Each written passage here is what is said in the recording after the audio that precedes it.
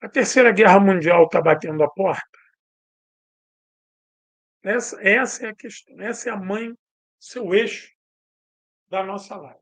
Mas antes da gente entrar nisso, eu preciso fazer aqui o jabá do nosso livro. O Exército Vermelho na Mira de Vargas, R$ 80 com frete grátis para todo o Brasil. O livro, primeiro livro escrito por um brasileiro, a partir de fontes soviéticas e russas, sobre o papel que a União Soviética desempenhou na Segunda Guerra Mundial no teatro de operações da Europa. Tudo aqui. Quem já comprou pode comprovar aí se é bom ou não é. E o outro que é Relações Internacionais Puras, está aqui, ó. O Exército Vermelho na Mira de Vargas. Eu conto nesse livro, a partir de muitos documentos do Itamaraty, como é que foram, como é que se deu o reflexo da Batalha de Moscou, Leningrado e Stalingrado no Brasil.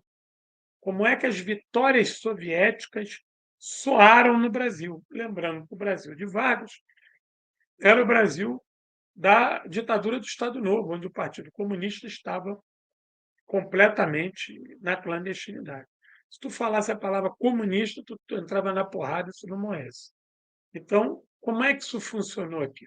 Então, aqui eu revelo documentos que são interessantíssimos para a gente saber um pouquinho da história política e da história social do Brasil nesse período. Eu, com ousadia, eu digo o seguinte: eu reescrevi a história da participação brasileira na Segunda Guerra Mundial. Foi isso. Querida Elsa, obrigado, companheira. Obrigado, você está sempre aqui me ajudando, querida companheira. Obrigado, obrigado, obrigado. Milhão de obrigado. Uma boa noite para você. Bom final de semana. Obrigado pelo teu apoio. Pois é, o livro rendeu não só uma, como duas homenagens, né? Eu sou o único brasileiro na história a ter escrito um livro sobre o Exército Vermelho e sou o único brasileiro também duas vezes condecorado pela Federação Russa. Pois bem, nós estamos diante de um problemaço. A Terceira Guerra Mundial está se desenhando. Vamos analisar isso? A Terceira Guerra Mundial ela precisa envolver vários continentes, né? Para ela ser mundial, ela precisa ter reflexo em vários continentes. Eu vou botar uma primeira coisa aqui para ver. Só, eu acho que vocês não estão se atentando à nossa conjuntura. Vocês que eu digo geral, né? Nossa população. Olha aqui, ó. Eu vou botar um negócio aqui. Preciso da interação de vocês. Vamos lá. Vamos junto aí, todo mundo? Então vamos junto. Olha aqui, ó. O Irã, tá todo mundo. Deixa eu tirar aqui essa marca aqui. Ó, quem puder ajudar com o superchat aí e com o sticker, pode ajudar, que é bem-vindo. Olha aqui, vamos lá, vamos junto aqui, todo mundo. Hoje nós vamos no mapa, vamos no mapa. Olha aqui, ó, todo mundo aqui. Raveste, daqui a pouco eu falo contigo. Renato, eu falo contigo também daqui a pouco. Olha aqui, vamos lá. Esse mapa é o mapa do Oriente Médio ampliado, não é isso? Então vamos lá. Vocês estão vendo que lá em cima tem a Ucrânia? A Ucrânia está lá em cima, não está? Todo mundo está vendo a Ucrânia lá em cima? Ao norte? Fala de férias, companheiro, tudo bem? Está todo mundo vendo a Ucrânia, não está? Bom. Está todo mundo vendo a Síria aí também, não está? Olha a Ucrânia e olha a Síria. Vocês estão vendo que do lado da Síria tem o Iraque?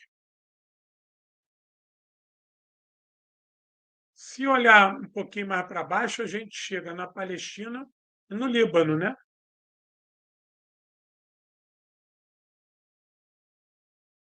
Todo mundo está vendo a Palestina e o Líbano ali?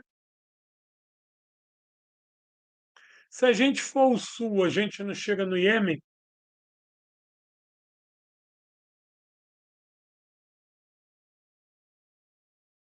De férias, relaxa.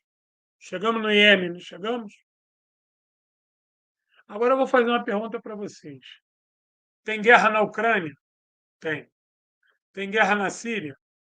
Tem. Tem guerra no Iraque? Tem. Tem guerra na Palestina? Tem. Tem guerra no Líbano? Tem guerra no Iêmen? Tem guerra no Sudão? Tem. Tem guerra no Sudão e tem guerra no Sudão do Sul.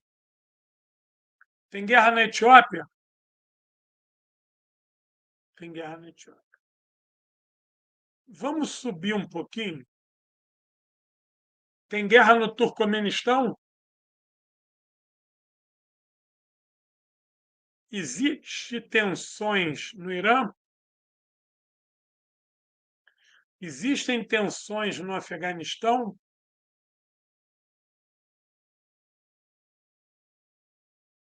Quando eu apontei para o Turcomenistão, falei de Nagorno-Karabakh. Existem tensões entre China e Índia?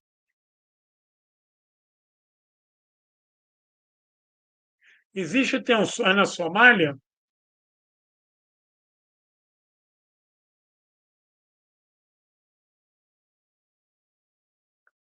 A Turquia é um elemento interessado nessas guerras?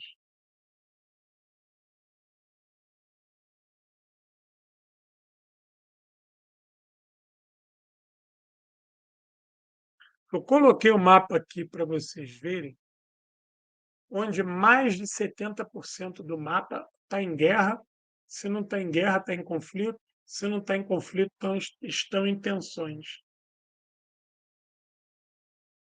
Aqui a gente vê um pedacinho da Europa, Oriente Médio, Ásia e África. Nós temos nessa fotografia 3 continentes.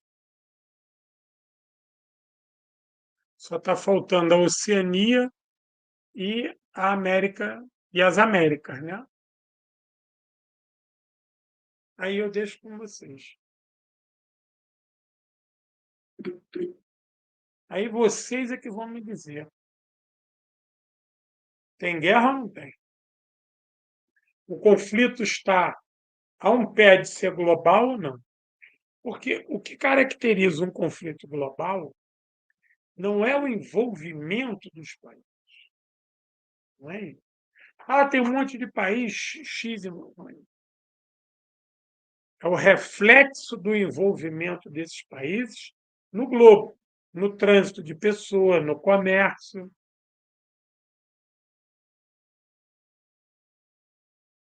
Eu estou com o mapa na tela, onde hoje, eu preparando essa live, eu fiquei olhando para esse mapa e falei assim, cara, está todo mundo em guerra, quem não está em guerra está em conflito, quem não está em conflito está em tensão. Tensão de intensidade. E, cara, nós estamos bem fodidos. Vocês estão entendendo por que os Estados Unidos encostou 2 porta-aviões e falou para Israel que pode matar todo mundo? Foda-se. Por isso. Vocês estão vendo como é estratégico a posição da Palestina? Ela está no Mediterrâneo, ela está no Mar Negro, ela chega no Oceano Pacífico, ela vai lá para cima, lá para o Adriático. Estão vendo aí? É o Estreito de Bósforo, é o Estreito de Hormuz. Vocês estão vendo como é que a Palestina é importantíssima?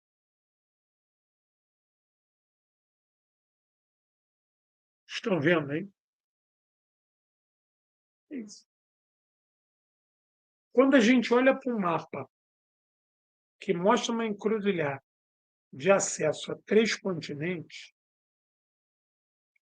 onde esses 3 continentes estão conectados por guerra, conflitos e tensões, e agora é que vocês vão entender.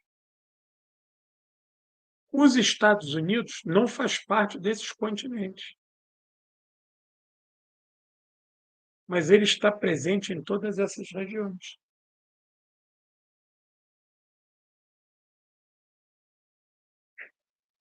Ele está presente aí por quê? Ele está presente aí porque a situação não está boa para o capitalismo. a situação não está boa para o imperialismo, que se tivesse, ele não estaria aí. Você acha que os Estados Unidos mantêm o bloqueio criminoso a Cuba? Por quê? Os Estados Unidos sabem que Cuba não vai fazer mal nenhum a ele, mas é uma questão ideológica e moral. Nós somos babaca, porque a gente, às vezes, esquece a questão ideológica, né? Mas eles não esquecem. Eles levam a palavra ideologia ao pé da letra, que é a ideologia que move eles. E nós somos otários, que às vezes a gente fala assim, isso não é questão, essa questão não é ideológica, é pragmática, é política, é ideológica. O Cazuza, antes de morrer, quando ele gritou lá, ideologia, eu quero uma para viver, isso está valendo até hoje. Se eles tirarem as sanções de Cuba, Cuba vai se tornar um país de primeiro mundo. Cuba vai crescer tanto que vai ajudar os outros países. Tem ideia o que é a vergonha para Miami? Aquele império luxuoso de Miami, diante de Cuba? Preste atenção no que eu vou dizer para vocês. Deixa eu botar aqui outros detalhes para a gente avançar nessa discussão. Piada assim. Vamos aqui para a Síria. Assim.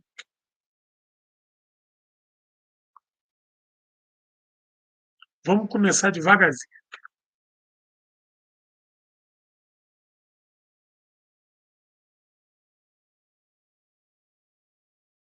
Guerra da Síria. Os americanos apostaram no Estado Islâmico, junto com Israel e com a Turquia, de tirar, por uma vez por todas, Bashar al-Assad do poder. Bashar al-Assad é de esquerda, é companheiro, não. Mas o Bashar fazia um governo nacionalista que funcionava como um tampão para o avanço do imperialismo. Bashar era inimigo do Irã, o Irã era inimigo do Bashar. Hoje eles são inimigos? Não. Se uniram porque eles sabem que eles precisam sobreviver. Eu falei na última live que o imperialismo está tão forte na região que ele fez sunitas e xiitas darem as mãos, sabendo quem é o inimigo comum. O americano venceu na Síria, o Estado Islâmico se desfez, uma parte dele foi para a África, para aquela área do Sahel, e a outra parte dele foi para a franja dos ex-estados soviéticos. Claro que não existem setores fortes do Estado Islâmico dentro do território sírio, principalmente em Idlib. Ali é a grande meca deles. Os russos até bombardearam essa semana muito eles, que vai ter uma ofensiva lá também. Então, a pergunta que eu faço: o americano apostou na destruição da Síria, que a destruição da Síria seria a destruição do Iraque e o enfraquecimento do Irã. Eles venceram aí? Eles têm uma base na Síria, mas eles não venceram. Isso é uma coisa.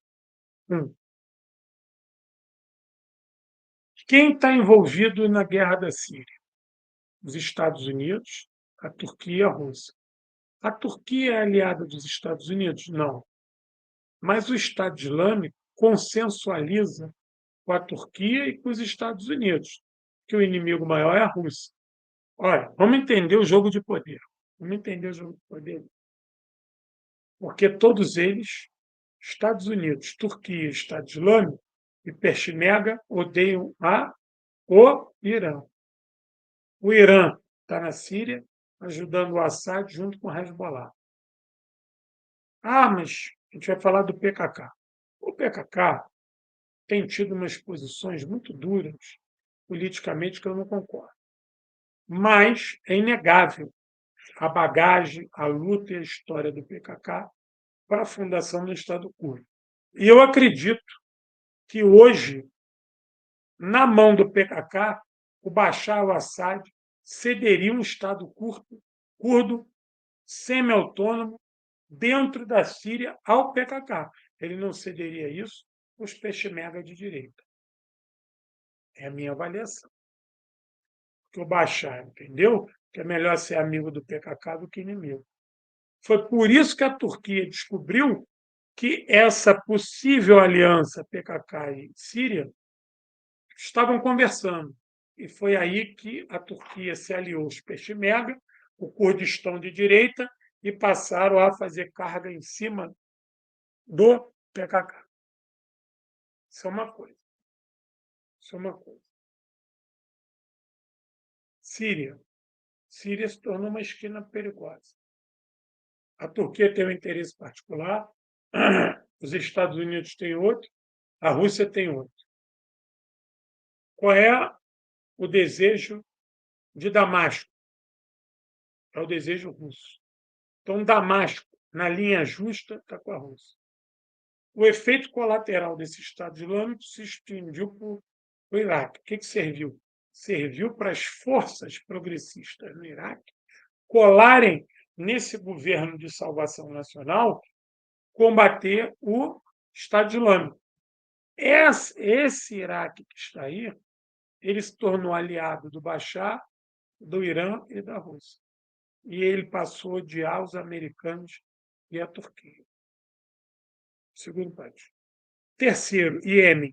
Até agora eu só falei de país no Oriente Médio. Não, o Irã é inimigo do Peshmerga. Irã é inimigo do Peshmerga. Irã é inimigo. Inimigo. Vamos agora para o Iêmen. O Iêmen, nós temos lá os Houthis, que estão em luta desde 2015, apoiados pelo Irã. Vocês acham que os Houthis também não têm apoio russo? Tem. Vocês acham que os Houthis não falam com a Hezbollah? A Arábia Saudita, sabendo disso, virou o garoto propaganda dos americanos e foi para a guerra. O interesse da Arábia Saudita no Iêmen é o interesse dos americanos, que viria a ser o interesse de Israel. Não esqueçam que a movimentação do Hezbollah de atacar Israel no dia 7 melou a proximidade de Israel e Arábia Saudita. Vocês acham que Israel e Arábia Saudita juntos no Iêmen não seria perigoso para os Houthis? Seriam perigoso para os Houthis, seriam perigoso para a Síria, seria perigoso para o Hezbollah. Prestem atenção. A operação em Palestina, ela não tinha só interesse em recolocar a causa palestina. Ela foi uma operação regional com interesses na Síria. Porque quando o Hezbollah ataca a Palestina, ataca Israel e Israel responde, massacra Gaza, a relação Israel e Arábia Saudita acaba. Só que ela estava em vias de fato de se acertar, que elas têm interesse comum na Síria e no Iêmen. A Arábia Saudita consensualizaria com Israel para derrotar o Bashar e para derrotar os Houthis.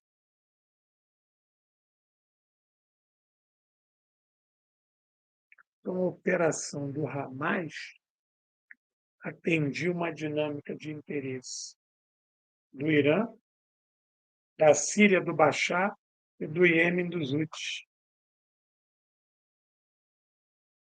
Isso é muito foda, companheiro. Tem muita gente que está de bobeira e não está entendendo isso. Isso é seríssimo. Isso é foda. Isso é muito foda. Isso é muito foda. Um grupo de 1.500 homens, num ataque suicida, altera todo o equilíbrio e toda a geopolítica que estava sendo construída a partir de Washington. Washington, Riad, Tel Aviv. Não podemos esquecer que há pouco tempo atrás a China pegou a Arábia Saudita e o Irã e botou eles para conversarem. A partir daí, o Hamas foi para a ofensiva. Entendeu? Então, nós temos um conflito regional que se transborda para além da região. Guerra da Ucrânia. Falei do Iêmen, Síria, que mais? E Palestina. Iêmen, Síria e Palestina. É isso? De quebra, falei do Iraque. Está tudo no Oriente Médio. O Talibã, no Afeganistão, hoje conversa com China e Rússia, no qual eram inimigos mortais. Esqueçam que esse Talibã também falava. O que esse Talibã fala? Vamos esquecer, hein? O Irã. Esse Talibã também falava com o Irã. Acha que o americano está satisfeito com tudo, todas essas confluências? Mas nós vamos lá para a Ucrânia. A Ucrânia não consegue vencer. Está morta com farofa. Morta com farofa. Na mesma hora, o que o imperialismo faz? Descarta a Ucrânia e aposta no conflito de Israel. O conflito de Israel não é Israel e Hamas. É Israel e Estados Unidos contra o Oriente Médio. A necessidade de evitar um avanço, um ressurgimento do pan-arabismo e um avanço do sul global e o seu desdobramento dentro do Oriente Médio. Sim, João Vitor, eu concordo. Mas isso é que, ó, são contradições internas. Entendeu? A gente tem que entender que nós não estamos lidando com países socialistas. Nós estamos lidando com países que estão sendo obrigados a edificarem um nacionalismo de libertação nacional, para poder. Eles querem retomar os seus estados. O Iraque está invadido, a Síria está invadida, a Palestina está invadida, o Líbano está invadido. Não podemos esquecer que tem até navio brasileiro na costa do Líbano. E o Iêmen está invadido. E o Irã sofre ataque toda hora, do mesmo jeito que a Síria sofre ataque de Israel toda hora. Claro que nesses países, dentro desse jogo político que quer abraçar o capitalismo, existe também aqueles que querem vender o país, querem prostituir o país e entregar na mão do hóspede. Então, existe uma luta interna. E existe também aquela balança. Não vou tentar agradar aqui, agradar ali, porque são países que precisam escoar o seu petróleo para o imperialismo. Senão eles vão morrer na água, eles não têm nem refinaria. Pode ver que o Bozo teve que vender a refinaria nossa para a Arábia Saudita para receber joia, porque a Arábia Saudita não tem refinaria.